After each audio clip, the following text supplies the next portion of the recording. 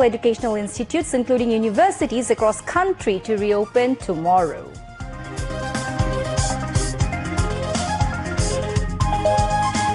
Specialized unit formed to treat those injured during anti-discrimination student movement. Government will bear all treatment expenses in government hospitals.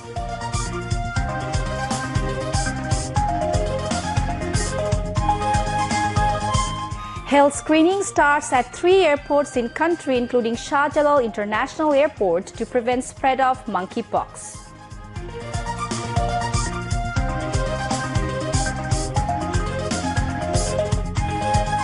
Physicians across India observing national strike protesting rape and murder of a female colleague in Kolkata.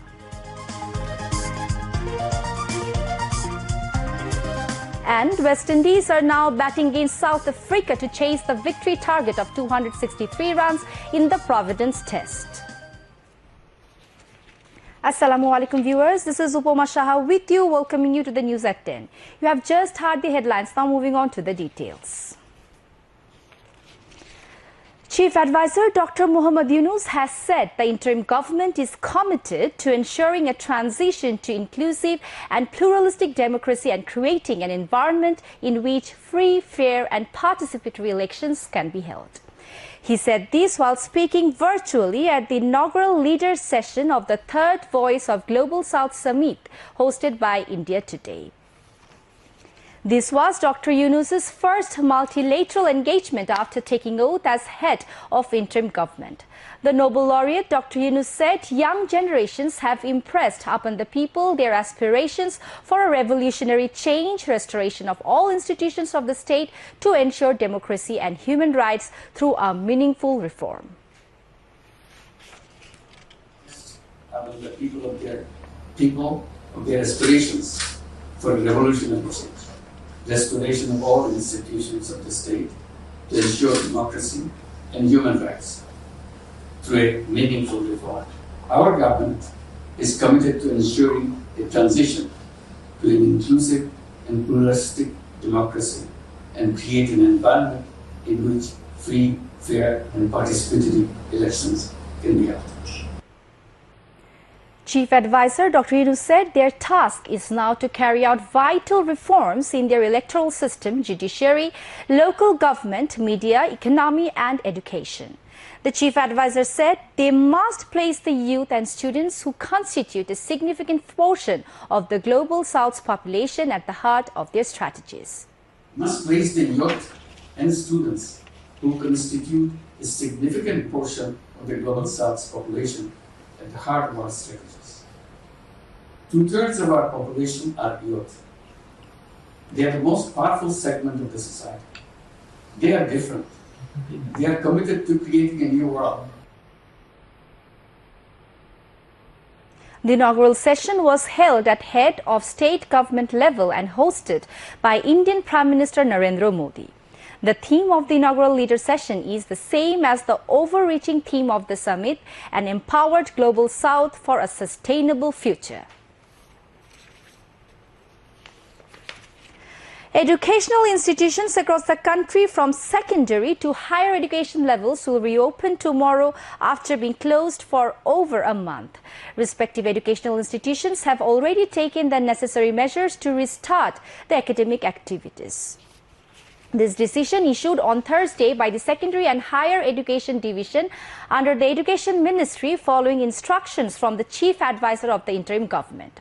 The notice urged all authorities concerned to reopen the educational institutions from the 18th of August as per the directive of the Chief Advisor. Meanwhile, the higher secondary certificate and equivalent examinations which have been suspended for some time due to recent political unrest will resume from the 11th of September and will continue till the 8th of October. On the other hand, the practical exams will be held from the 15th of October to the 23rd of October. Home and Agriculture Advisor Lieutenant General Jahangir Alam Chaudhary, Planning and Education Advisor Wahiduddin Mahmood, Power and Energy, Road and Bridges and Railways Advisor Mohammad Fazul Kabir Khan and Chief Advisor's Office Advisor Ali Imam Majumdar placed wreaths at the National Memorial in Savar this afternoon. After placing wreaths, they observed 1 minute silence in memory of the heroic martyrs, and 4 advisors signed the visitors' book of the memorial. Later, they planted 4 saplings on the memorial premises. Dhaka Divisional Commissioner Sabirul Islam and senior officials of the local administration were present on the occasion.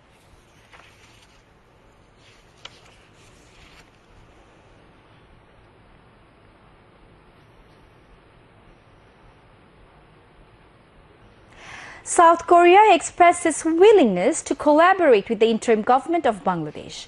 With the reference of the Korean Ministry of Foreign Affairs, spokesperson Korean Embassy in Dhaka informed this in a statement today.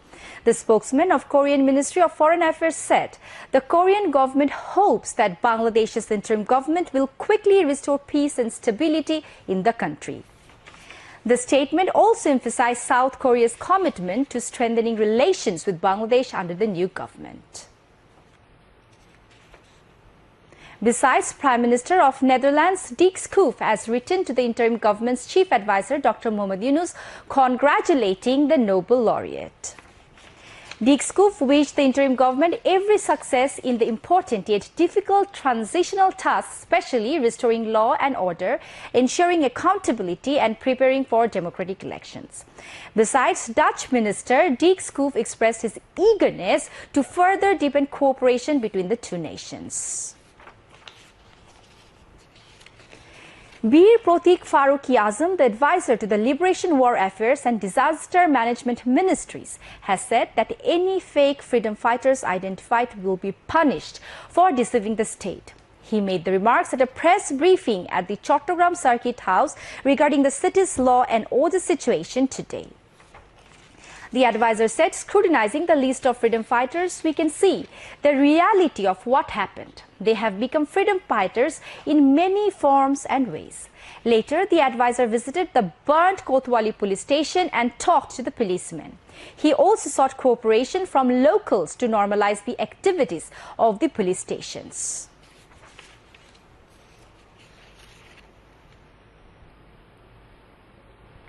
The government will bear all treatment costs for the victims of the anti-discrimination student movement. The Health Services Division of the Ministry of Health and Family Welfare announced this information in a circular today. The notification said that the Ministry of Health and Family Welfare has already formed a committee to inquire about the casualties in the anti-discrimination student movement. The committee will meet tomorrow to determine the next course of action. Country's private hospitals were requested not to accept the medical bills of the injured in the movement.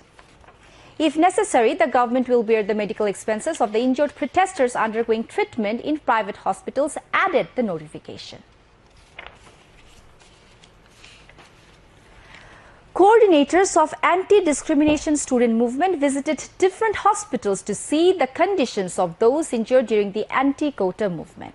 They said the concerned authorities have decided to form special units in all government hospitals to ensure proper treatment to all those injured during the recent movement across the country.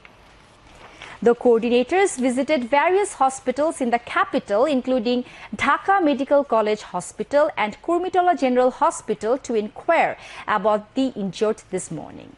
Students announced a countdown to make the health sector public-oriented within 90 days. At the same time, one of the coordinators of the movement, Sarjis Alam, demanded to the concerned authorities to waive the medical expenses of injured students and others who have been admitted to different hospitals. Meanwhile, Additional Director General of Health Services, Professor Dr. Ahmedul Kabir, said more than 500 students who were injured during movement are at risk of losing their life. A total of 9 deaths have been reported so far in Ayna-Ghor district during the recent student movement. All of them were martyred in the capital city of Dhaka. Later, they were brought to the village and buried. The family of the victims demanded a fair trial for this murder. Sheikh Famin is the victim. He is the son of Sheikh Zafar, a resident of Taratia village of Atrai Upazila in Ayna-Ghor. He was the youngest among 3 brothers. The brilliant and creative Famin was studying in the second year of HSC Science Department in Tongi Government College. Relatives say that on July 18th, Famin was shot and killed during the Quota reform movement. His classmates informed the family after taking the body to the hospital. On July 19th, Famin's body was brought to the village and buried in the family cemetery. Parents are speechless after losing their beloved child. Another victim, Mahfuzur Alam Shabon, was shot and killed in the anti-discrimination movement in Dhaka on August 4th. He is the son of Moshram Hussain of Dokachi village of Nauga Shotor Upuzela. Shravan was the second child in the family. He had to study very hard in a poor family. He used to dream a lot about his parents and family, but his dreams remained elusive. The families of those killed in the anti-discrimination student movement are always crying, losing their beloved ones. The Ayna-Ghor, a place for confinement, has become talk of the country after the fall of Sheikh Hasina-led government. Common people are very keen to know about the mysterious place.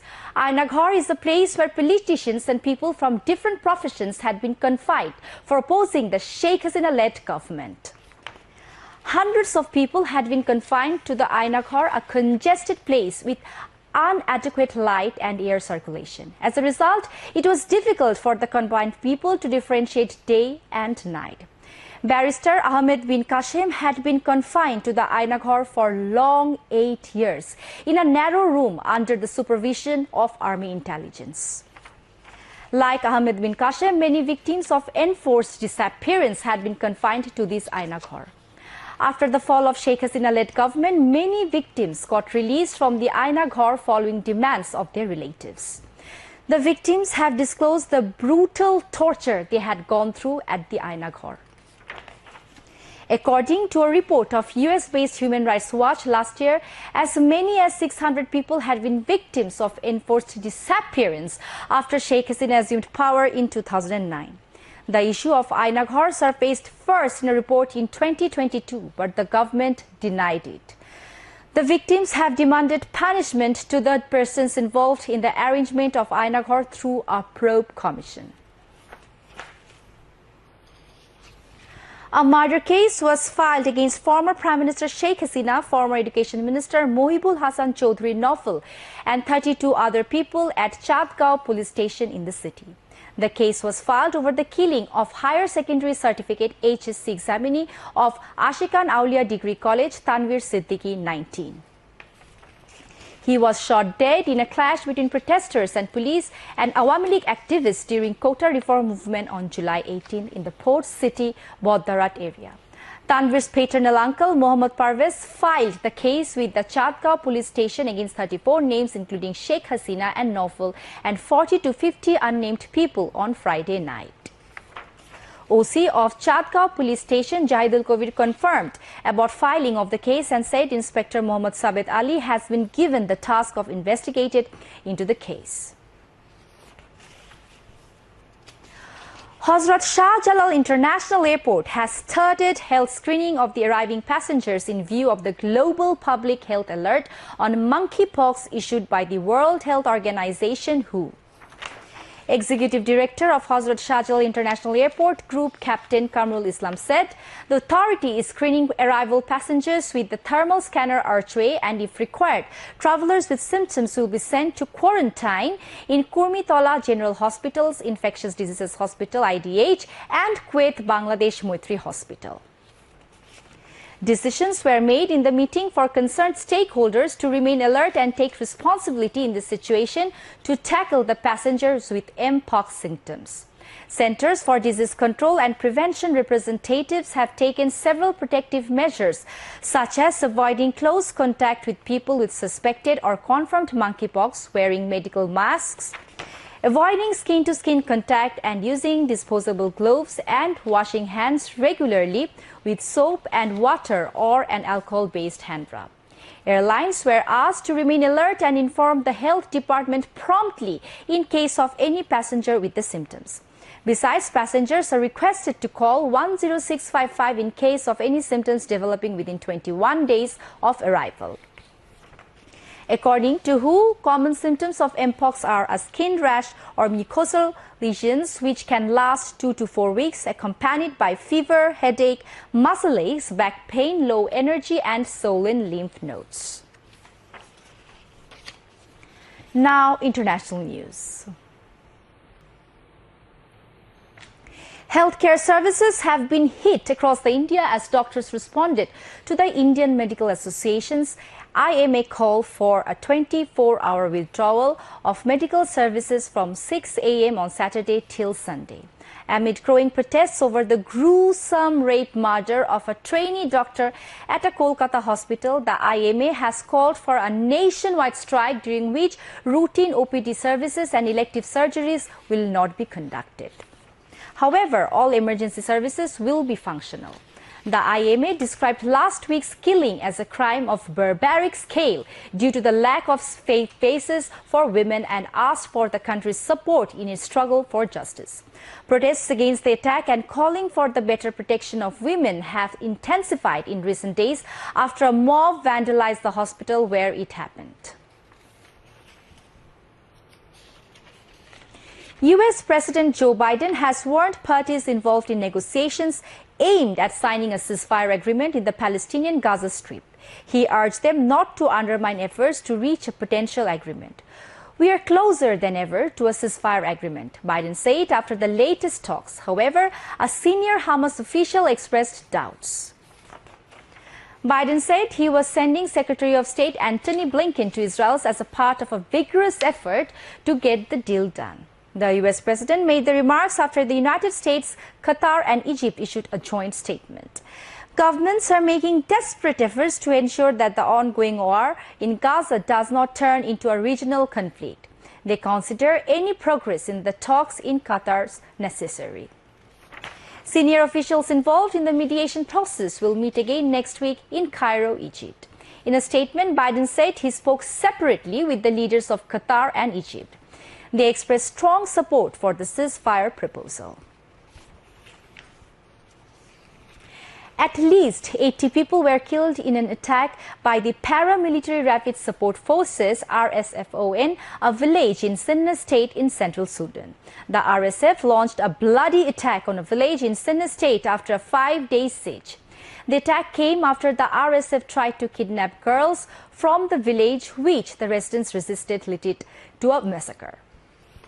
Sudan has been witnessing a deadly conflict between the Sudanese armed forces and the RSF since April 15, 2023, which has resulted in the loss of at least 16,650 lives. Nikolai Patrushev, an influential aide to Russian President Vladimir Putin, has said that the West and the United States-led NATO alliance had helped to plan Ukraine's surprise attack on Russia's Kursk region. He said that without direct support from the West, Kyiv would not have ventured into Russian territory. The lightning incursion, the biggest into Russia by a foreign power since World War II, unfurled on August 6 when thousands of Ukrainian troops crossed Russia's western border in a major embarrassment for Putin's military. A mourning rally was held and a Dua Mahfil arranged at Scout Bhavan in the capital today, remembering the martyred Scouts, Rover Scouts, students and ordinary people during the anti-discrimination student movement. President of Bangladesh Scouts Dr. Muzammil Haq Khan presided over the program, where former Chief Commissioner M.M. Fazlul Haq and Vice President of Scouts Mohammad Mohsin were present, among other prominent people, including family members of injured and deceased of the recent movement. During this time, a special dua was held seeking eternal peace of departed souls of martyrs during anti-discrimination student movement.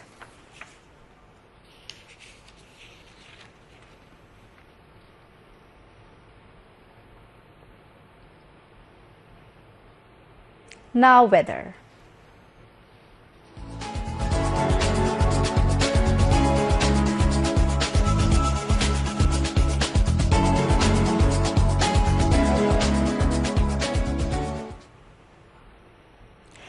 Deep convection is taking place over North Bay due to a low pressure area has been formed over Northwest Bay and adjoining Gangetic West Bengal Bangladesh coast. Met Office said under its influence, gusty or squally weather may affect the maritime ports, North Bay and adjoining coastal areas of Bangladesh. Maritime ports of Chattogram, Cox's Bazar, Mongla and Paira have been advised to keep hoisted local cautionary signal number 3. I repeat, local cautionary signal number 3. All fishing boats and trawlers over North Bay have been advised to remain close to the coast and proceed with caution till further notice. Meanwhile, Met Office in its weather forecast till 6 p.m. tomorrow said light to moderate rain or thunder showers accompanied by temporary gusty wind is likely to occur at most places over Khulna, Borishal, Chattogram and Sylhet divisions and at many places over Rangpur, Rajshahi, Dhaka and Mymensingh divisions with moderately heavy to very heavy falls at places over the country. Night and day temperature may fall slightly over the country, said the Met Office. Now news on sports. West Indies are now batting against South Africa. West Indies are now batting against South Africa to chase the victory target of 263 runs in the Providence Test. The Caribbeans scored 15 runs for 1 wicket when report last came in. Earlier, South Africa started their third day's batting with the overnight score of 223 runs for 5. They were all out for 246 runs in their second innings. West Indies scored 144 runs in reply to South Africa's 160 runs in their first innings. The first test was ended in a draw. To end the bulletin, headlines once again. Students and youth should be involved in heart of strategies to build a new world, says Chief Advisor Dr. Mohammad Yunus.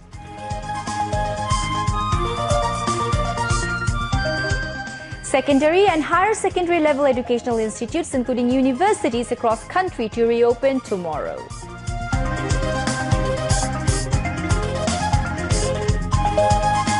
Specialized unit formed to treat those injured during anti-discrimination student movement. Government will bear all treatment expenses in government hospitals.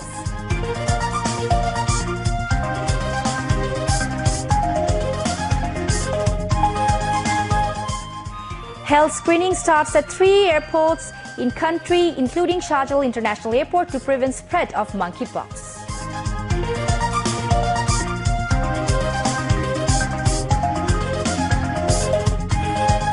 Physicians across India observing national strike protesting rape and murder of a female colleague in Kolkata.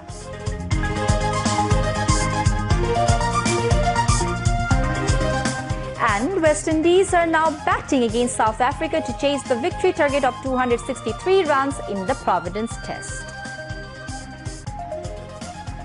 And that's all from the newsroom for the moment. Thank you for staying with us and we invite you to watch our 11:30 Bangla News. Until then, Khuda Hafiz.